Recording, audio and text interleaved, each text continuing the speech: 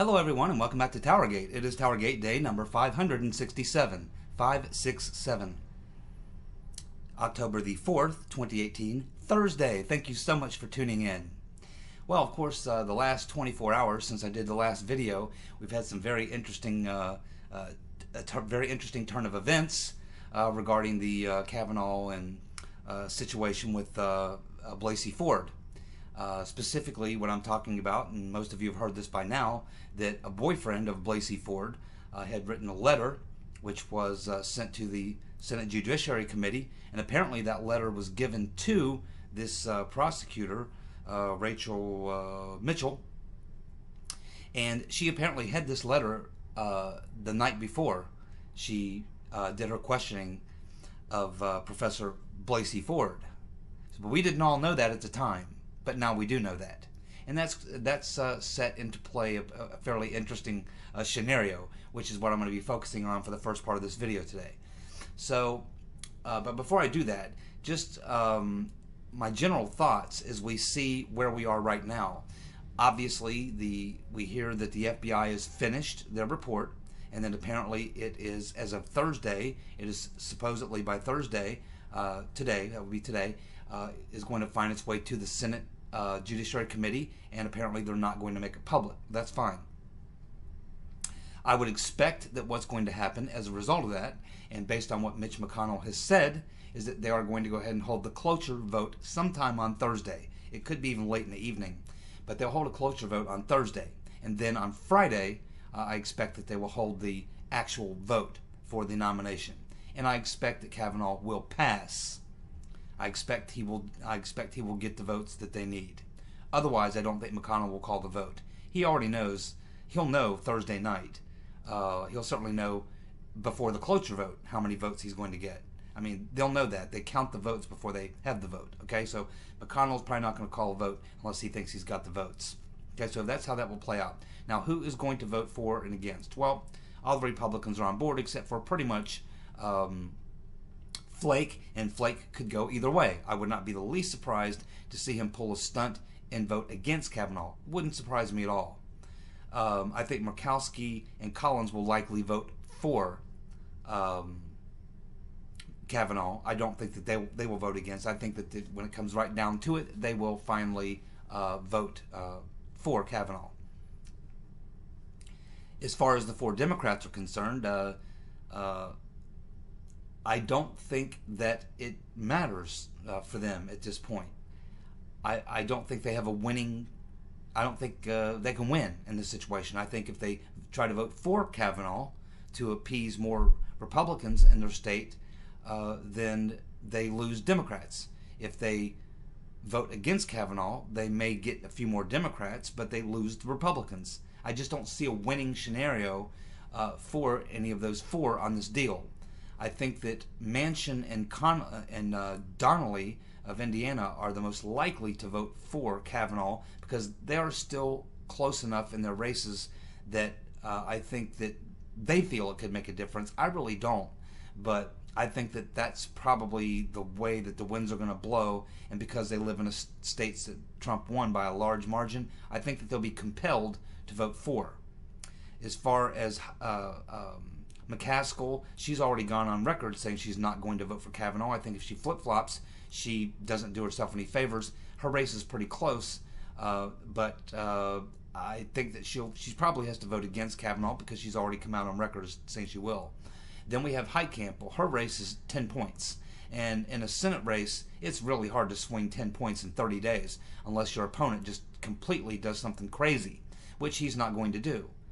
He is going to probably now be able, the fact that he's up 10 points over Heidi Heitkamp, he doesn't have to go negative. He can let third parties go negative on her. He can go with a positive message.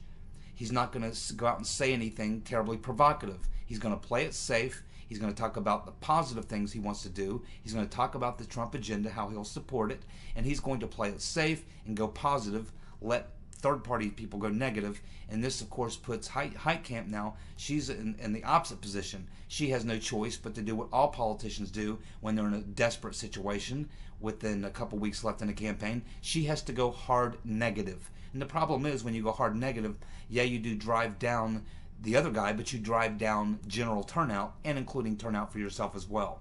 So I don't see any way that Heikamp's going to pull it out in North Dakota. I think that that's a done deal in North Dakota. I think that McCaskill, his race is much closer, 2 points the last time I looked at it. I think she has to vote against Kavanaugh. That's going to be a close race. I would like to think that we pick up Missouri. And of course, that just leaves Manchin and Donnelly. So you can lose Flake, okay? You can lose Flake. I think you get at least probably Manchin, likely Donnelly as well. So that's how I see it. I think Manchin and Donnelly vote for. I think would not be surprised if Corker votes, Flake votes against. It wouldn't surprise me at all. But if he votes for, Kavanaugh passes easily. I do predict they'll have the vote on Friday and that Kavanaugh will be confirmed. So, what happens after Kavanaugh is confirmed? Well, of course, the Dems are going to go apeshit. We already know that. And they're going to try to use that politically. But it's already a political loser. We know that from looking at the polls. About 60%, regardless of which poll you look at, about 60% on average of registered voters support Kavanaugh. Only about 40%, and believe him, compared to 40% for Professor Ford. So this is what we see. And if these polls are accurate, and there's quite a few of them that show the same similar numbers, then I think that that's what we have to go with. And I think that we can see the races have moved away from Democrats and toward Republicans since the Kavanaugh fiasco. And so I think that the numbers are just bearing out what we see. Not just the general numbers for voting in general, but in the individual races are reflecting what the general poll is showing. In other words, it's showing us that the Democrats have failed badly on this stunt. It's backfired on them, as I said it would. And you would think that they would abandon it and try to get out the back door quietly and try to change gears, go to another topic, or do something else, or just spin the narrative and say, see, Democrats, now we've got Kavanaugh on the court. Wouldn't have happened if you all would have come out and voted. And that's how they should play it. Hey, we did everything we could to stop Kavanaugh, but we couldn't do it, didn't have the votes, because you guys didn't come out and support us. You better come out and support us in November, otherwise Trump will appoint one, maybe two more judges just like him. You see, that to be the smart way to play it. But the Democrats, they're not capable at this point of rational thought because of Trump derangement syndrome. They're not able to think rationally, and so I expect that they'll botch the botched plan moving forward all the way up to Election Day. I don't think they're going to recover. I don't think this group of Democrats ever recovers. I think when they finally get their butts handed to them in the midterms, and then they really get their butts handed to them in 2020, there'll be a complete meltdown. The party will have to go through a complete changeover. All those old Dems will have to go. New Dems will have to be brought in. They'll have to completely change their message. They'll have to move way to the center. Major things are going to have party. This party, it's almost like they say a drug addict or an alcoholic has to hit rock bottom before they finally accept that they have to change their life. And I think that's where we are with the Democrats. They're like a bad alcoholic or a drug addict. They haven't quite hit rock bottom, but they're going to. And when they do, then they'll be forced to reevaluate. And the baby will have to be thrown out with the bathwater. And that's the only hope for the Democrats. So that's how I see this whole situation playing out. And again, I mean, it's in the numbers, and you can feel it. You can actually feel the energy. You can feel it around you. Trump continues to have fantastic numbers on the economy, on jobs. People, I'm sure, have to love what he's doing with trade. It's just absolutely incredible.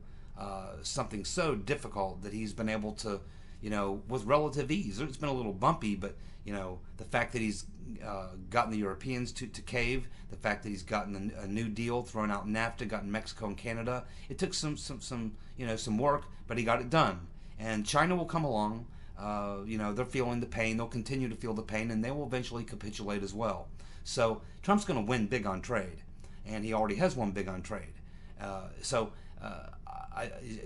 me, I mean, it's my gut reaction, and it's also an analytical approach to looking at the next 30 days and then what happens after the elections, the midterms. So That's kind of my analysis as I see it from this point forward. I think we're going to win the midterms. You know, Democrats need about 23 seats, I guess. I don't think they're going to get 23 seats. They may get 10, they may get 12, they may get 16. I just don't see them getting 23. I think that the Republicans are going to pick up at least 2, maybe all 4 of those Senate seats that are up in red states. And I think it's just going to be a really great midterm for Trump and Republicans. And then, of course, hopefully we get a lot of better Republicans. We get get rid of a lot of the neocons and the never Trumpers. Hopefully most of them are gone. And then, of course, it's time to take care of the real business. And the 2 primary things are, of course, exposing the deep state coup, which is what we usually focus on here. But the Kavanaugh thing has really displaced everything else for the past 2 weeks. But I expect that as soon as the nomination for Kavanaugh is confirmed, likely on Friday, that will be over and we'll be back to business as usual. But there's one other thing that should be taken care of as soon as Kavanaugh is confirmed and not before.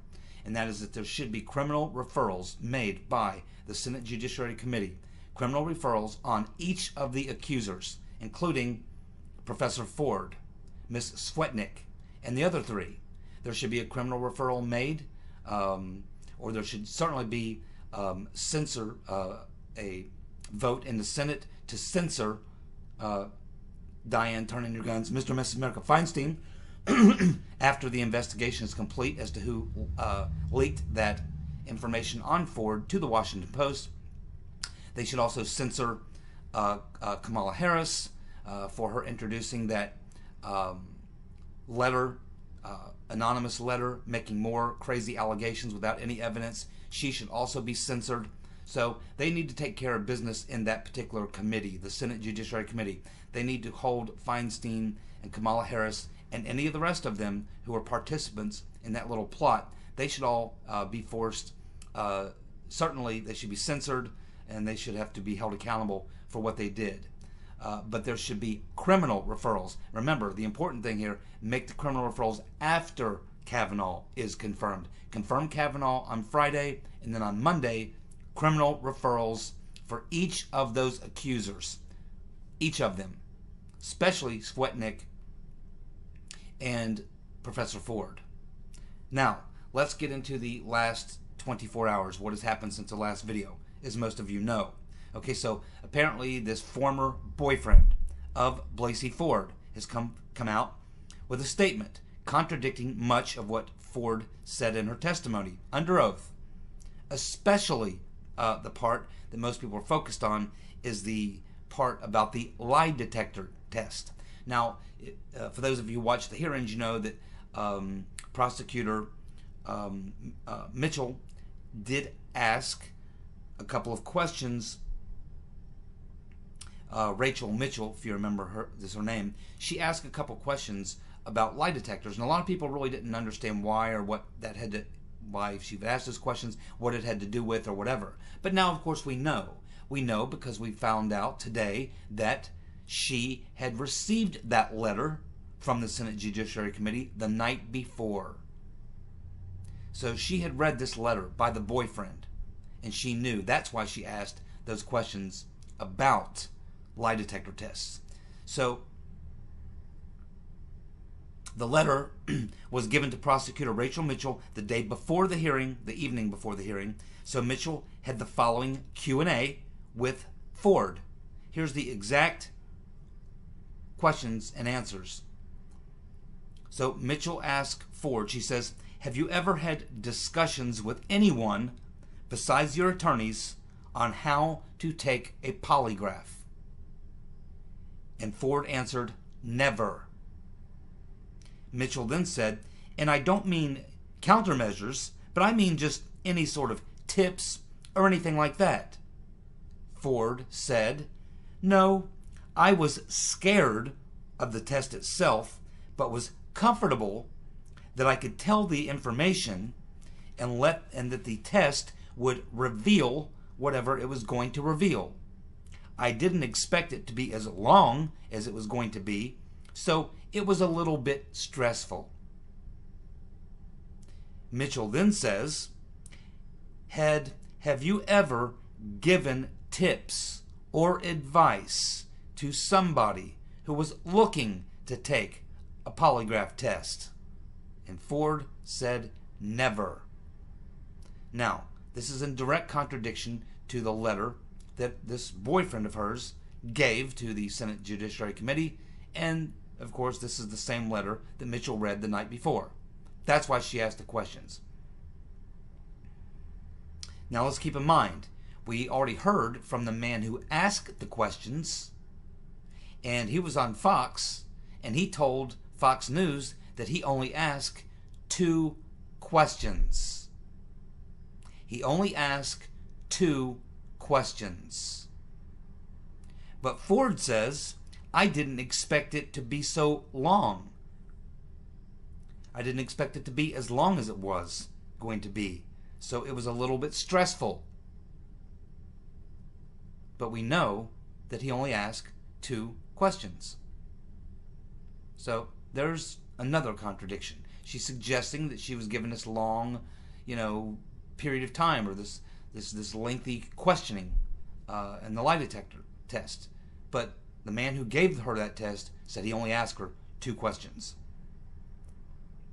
And the funny thing is that I believe that we knew that before her testimony. So, this directly contradicts Ford's former boyfriend of 6 years, who claims he witnessed Miss Ford coaching a friend named Monica McLean on how to take a polygraph examination.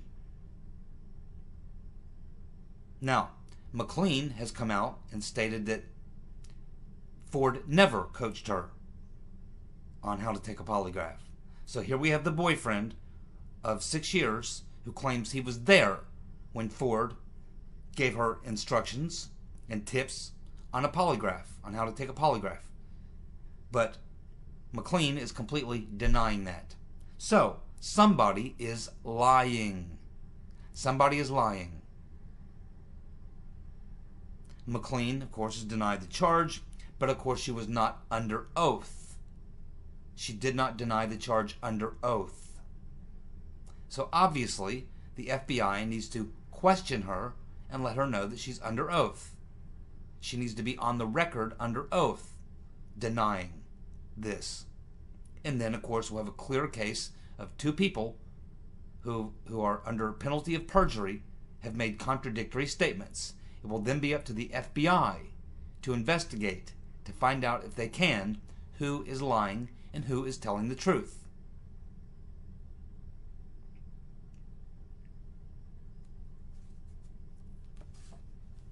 The boyfriend also says in the letter, which I'm sure most of you have read, that Ford never brought up anything about a sexual assault, sexual harassment, or misconduct, and never mentioned Kavanaugh. During the time, he says that during the time that we were dating, Dr. Ford lived with Monica McLean. It was her lifelong best friend. McLean was trying to get a job with the FBI or the DOJ. And so Dr. Ford was explaining to her how polygraphs work so that McLean would be less nervous about taking the polygraph. Now, Dr. Ford knew about polygraphs from her background in psychology. Now, why would this boyfriend just make this up? Maybe he did. But if he did, and he's lying under penalty of perjury. Why would he, a guy who's not even involved, a guy who, had he not interjected in himself, would not even be involved? This whole thing would be blown by, and he'd never have been known about. But he inserts himself into the situation. He inserts himself. He wasn't drugged into this by somebody else. He inserted himself. Why would he, facing no issues, why would he insert himself and then perjure himself? Voluntarily. Why would he make up this story? Well, I don't know. It doesn't make very much sense. But a lot of people do and say a lot of things that don't make any sense. The boyfriend also talks about visiting Hawaii. Talks about the fact that they traveled around the islands. And that's typically done by plane. He talks about including a time when they are actually in a prop plane, a propeller plane. And if you have a fear of flying, believe me, flying in propeller planes, prop planes, small planes, is a lot scarier than flying in jets. I can assure you of that, having done a lot of both. Ford never mentioned any fear of flying during the 6 years that they were dating and that she was doing a lot of flying. He says Dr. Ford never mentioned any fear of closed quarters, tight spaces, or places with only one exit. In fact, he says that he helped Ford locate that property in California where she lived, which was a 500 square foot house with one door. 500 square feet is a very, very small occupancy. I mean, that's very, very small. And here where I live, we call that an efficiency apartment. That's what it's called, an efficiency apartment. It usually is one big room with a very, very small kitchen and a bathroom. And typically you have like a sleeper sofa. There's not even a bedroom in a lot of these types of places. You know, if you have 500 square feet and you have a bedroom and a living room and a dining area and a bathroom, I mean, you're talking about very, very, very small rooms. 500 square feet would make me claustrophobic. Yet that's the size of the property that she lived in. If she had a fear of close quarters, why was she living in a 500 square foot bungalow with one door, but never complained? Not to her boyfriend, who had been with her, actually dated her for 6 years, knew her for longer, because they knew each other for 2 years before they dated. The boyfriend said that he ended the relationship when he found out that Ford was unfaithful. Unfaithful, dishonest, that's what that means. When you're unfaithful, that means you're dishonest. That means you're lying. You're cheating.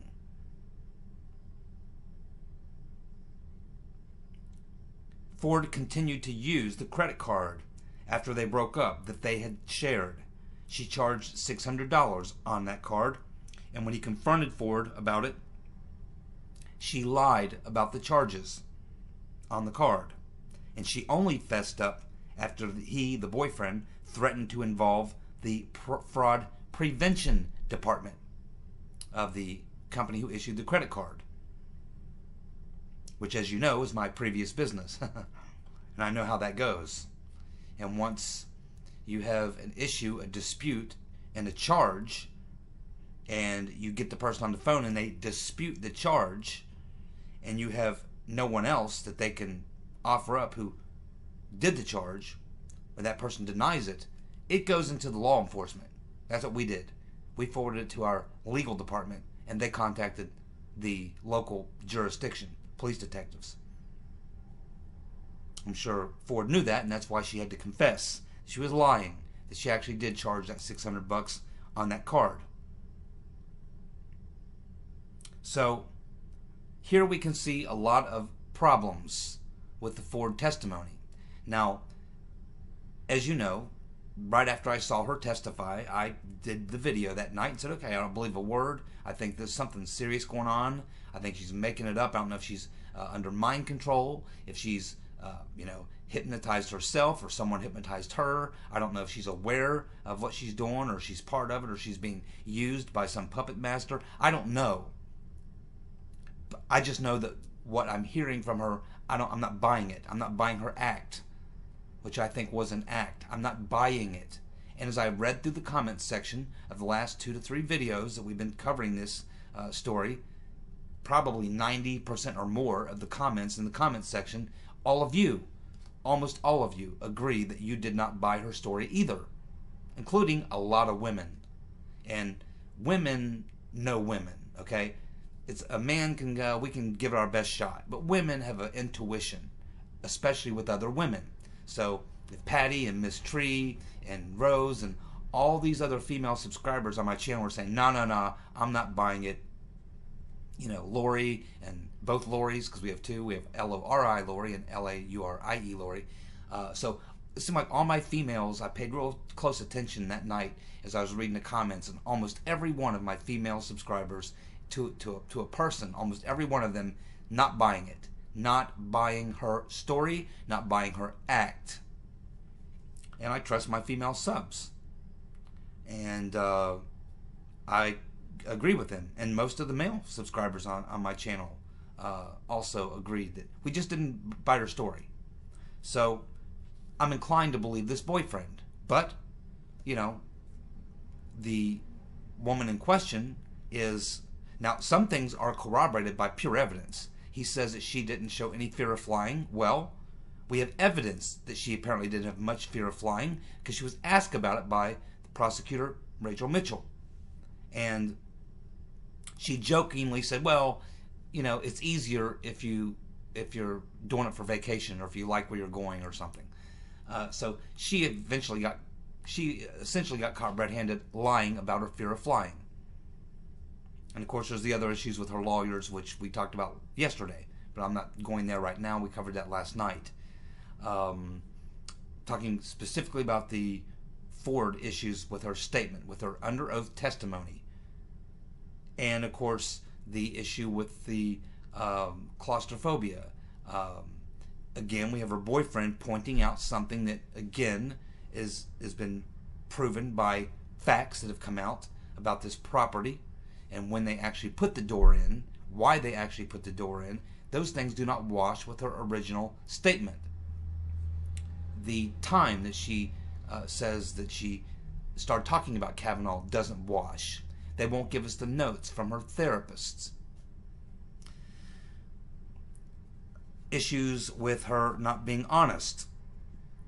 Issues with back when she was in high school at the time accusing Kavanaugh of her own behavior.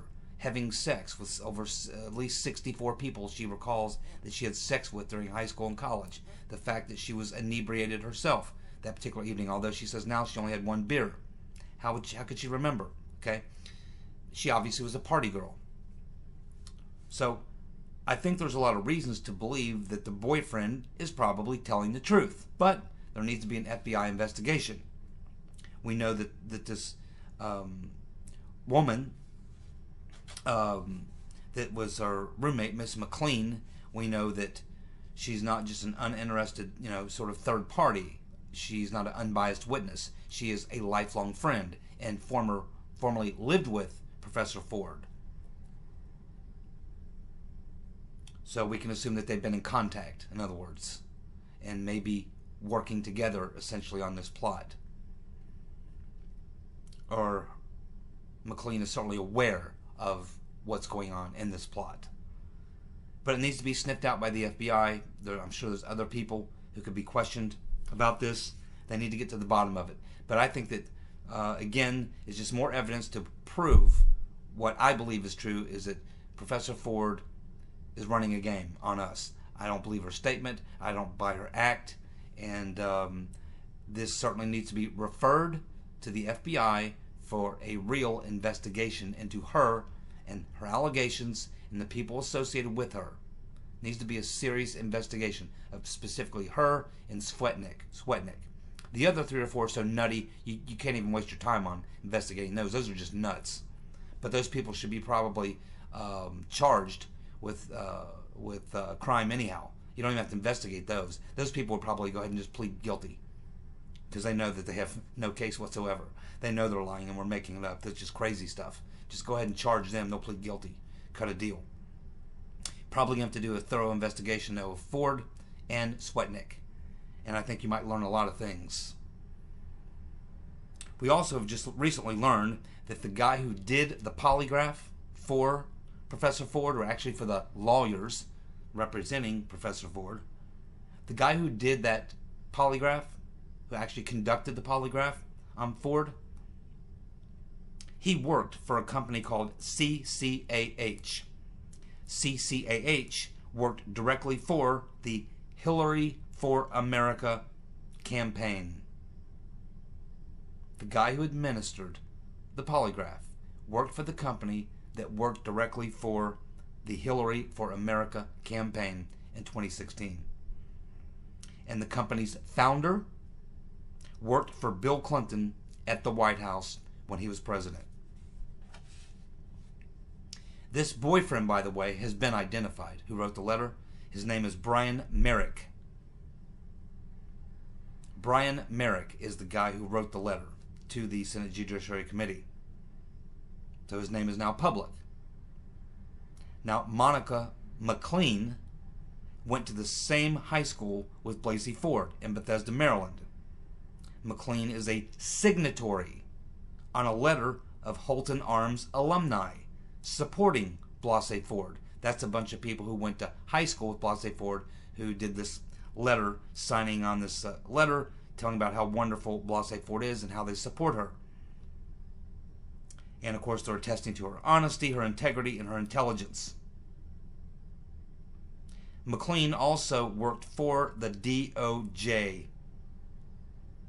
McLean worked for the DOJ from 1992 to 2016.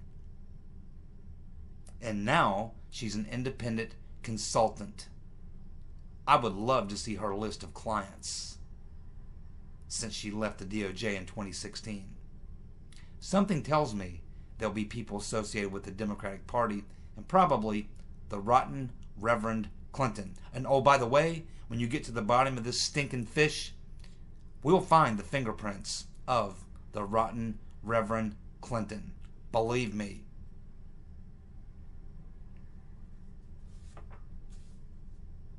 Alexander Down the Hatch Downer now admits that he spoke directly to Elizabeth Dibble, the U.S. ambassador to the UK. He now admits that he told Dibble that Australia had information that it wanted to relay to the U.S. government about Russia and the presidential election. Dibble passed it on to the FBI. So now his story, after denying it for all this time, is that when Papadopoulos told him about, allegedly told him about the Russians having dirt on Hillary, or emails or whatever, dirt I believe is what the damaging information, didn't say emails, at the time he basically sat on it. Then he sat on it for a little while, and then he passed it on to Australian intelligence, who really did nothing. And then, apparently, when WikiLeaks released the Hillary Clinton or Podesta emails, then Downer apparently went to the U.S. Embassy in London. That's when he spoke with Dibble personally. Wasn't a letter, he personally went and spoke to her.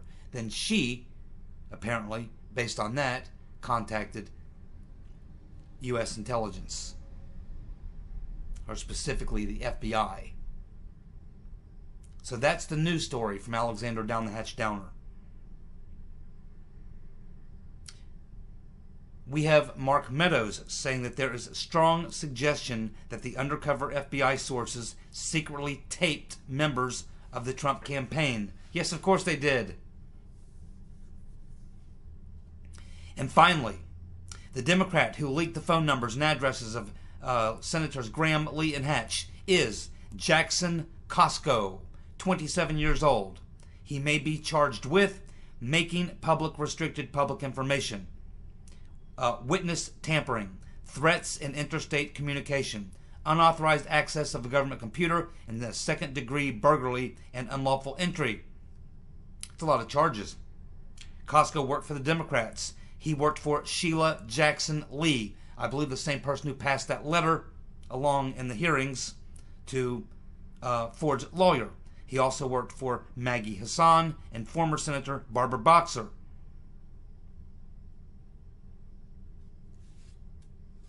There you go. They got him. We'll see what he has to say. Thank you so much for tuning in. I'll be back tomorrow. Bye.